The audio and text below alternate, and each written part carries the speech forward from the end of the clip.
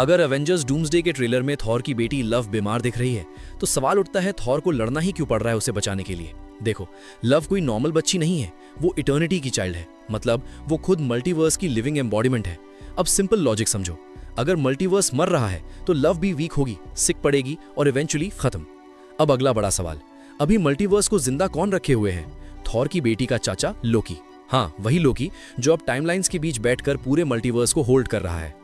लेकिन यहीं से प्रॉब्लम शुरू होती है। लोकी का बनाया हुआ मल्टीवर्स स्टेबल नहीं है, उसमें इनकर्जन्स हो रहे हैं, रियलिटीज कोलाइड कर रही हैं, यूनिवर्स कोलैप्स के एज पर है। और यहीं एंट्री होती है डॉक्टर डूम की। डूम का मानना है कि ये मल्टीवर्स ऑलरेडी ब्रोकन है। उसके हिसाब से अगर मल्टीवर्स को डिस्ट्रॉय कर दिया जाए तो वो उसे रीसेट करके एक्चुअली सेव कर सकता है। अब सोचो थॉर की सिचुएशन कितनी ब्रूटल है।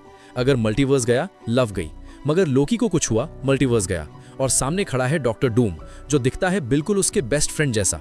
इसलिए थॉर की प्रेयर सिर्फ एक पिता की प्रेयर नहीं है, वो प्रेयर है लव को बचाने की, मल्टीवर्स को बचाने की, लोकी को बचाने की और खुद को इतनी ताकत देने की कि वो डॉक्टर डूम के सामने खड़ा हो सके। पॉसिबल है कि थॉर को वो शक्ति मिले, वो बन जाए रून किंग थॉर। डॉक्टर डूम शायद उसे भी मॉप अप कर दे, क्योंकि इस वॉर में दाव सिर्फ एक बच्ची का नहीं, दाव है पूरे मल्टीवर्स का।